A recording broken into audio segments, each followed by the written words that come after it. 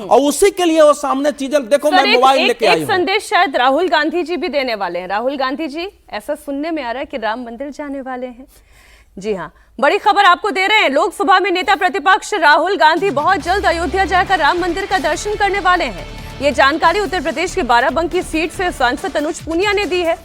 PM Modi समेत BJP के कई जो और राजनीतिक दलों के बड़े नेता हैं वो राम मंदिर दर्शन कर चुके हैं, लेकिन राहुल गांधी राम मंदिर नहीं जाने वाले हैं या नहीं जाते हैं, क्यों नहीं जाते हैं, ऐसे तमाम सवाल लगातार उठते रहे हैं। अब कांग्रेस सांसद के जरिए ये जानकारी सामने आई है कि राहुल गांधी जल्द ही राम मंदिर में दर्शन के लिए जा सकते हैं। देखिए, राहुल जी ने स्पष्ट किया था कि जब तक पूरा मंदिर नहीं बन जाता, और साथ ही साथ चारों शंकराचार्यों ने भी ये स्पष्ट किया था कि जब शिखर और ध्वज की पूजा हो जाएगी तब जाएगी। तो जल्द ही जो है राहुल जी भी राम मंदिर जाएंगे, क्योंकि अब मेरे ख्याल से ध्वज जो कंप्लीट हो गया है। तो वो तो स्पष्ट था, जब अधूरे मंदिर में कोई पूजा करने नहीं जाता। यूपी में राम के नाम पर ही ये सियासत है। चंदौली से समाजवादी पार्टी के सांसद वीरेंद्र सिंह ने भगवान राम को लेकर एक अजीबोगरीब बयान दिया। वीरेंद्र सिंह ने कहा कि श्री राम समाजवादी थे। उन्होंने वनवास के दौरान राजा महाराजा से मदद लेने की बजाय पिछड़े दबे कुचलों से यानी कि पीडीए समाज से मदद ली। वीरेंद्र सिंह ने कहा कि जो राजा राम वनवास गए वे पीडीए के साथ थे, जबकि वनवास से वापस आने वाले राजा राम बीजेपी के साथ थे। अगर वो राजा राम रहते तो राजाओं की मदद लेते, क्योंकि उनके जनक जी उनके ससुर थे, उनके पिता राजा दशरथ चक्रवर्ती राजा थे, तो उन्होंने राजाओं का, बड़े आदमियों का वो जो है कि सहयोग नहीं लिया।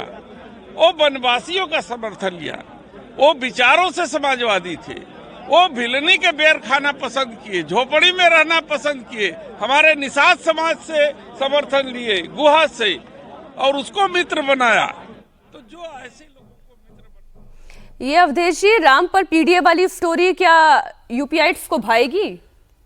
नहीं, देखिए, अगर इस खबर में थोड़ी भी सच्चाई है तो इसका अर्थ है कि राहुल गांधी जी ने जो कहा था कि हमने राम मंदिर आंदोलन को पराजित कर दिया है, वहाँ से भारतीय जनता पार्टी के पराजय के बाद उनको अफसोस व्यक्त करना चाहिए। और जिस ढंग से हुआ क्या है कि अयोध्या में अवधेश प्रसाद की विजय को जिस ढंग से अखिलेश यादव ने और राहुल गांधी ने संसद में उनको आगे बैठाकर और जिस प्रकार से मजाक उड़ाना शुरू किया, मैं लगातार बोलने लगा था कि उन सारे लोगों को, वो भले भाजपा के वोटर नहीं भी हों, जो राम मंदिर बनने, उनको जले पर नमक छिड़कने जैसा था। लोग इसके विरुद्ध प्रतिशोधात्मक मतदान करेंगे और विधानसभा चुनाव में वो दिख गया है। तो अब अगर वो जाते हैं तो उसका क्या मायने होगा अलग बात है, लेकिन अभी मुझे स्पष्ट नहीं है। हालांकि चारों शंकराचार्य ने कभी ये नहीं कहा था कि उस मंदिर में नहीं हो जाते। एक शंकराचार्य जी ने विरोध किया था। नहीं, राहुल गांधी जी राम जी कर ले, उससे ज्यादा मुझे आपत्ति है ये जो पीडीए के साथ जोड़ रहे हैं। वही कह रहा हूं कि ये तो चाहते हैं कि ये तो कह रहे हैं कि हम तो राम के राजा, वो तो भाजपाइयों ने जो भाजपाई जो लोग थे वो उनको बहका दिया, उन्होंने सीता को अलग कर दिया, ये भी बोला है उन्होंने। तो ये जो पूरा बयान दे रहे हैं कि राम को वनवास में ही रहना चाहिए था।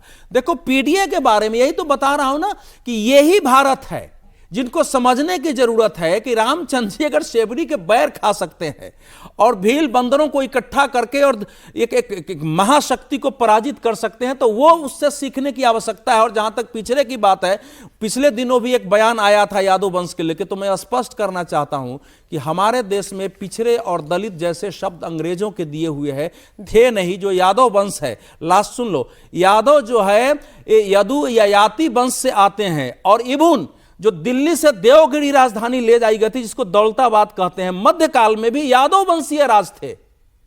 अनेक यादव वंशीय राज थे। हमारे यहां निषाद राजा होते थे, हमारे यहां कुर्मियों के राजा होते थे, सब राजवंश थे यहां इस देश में।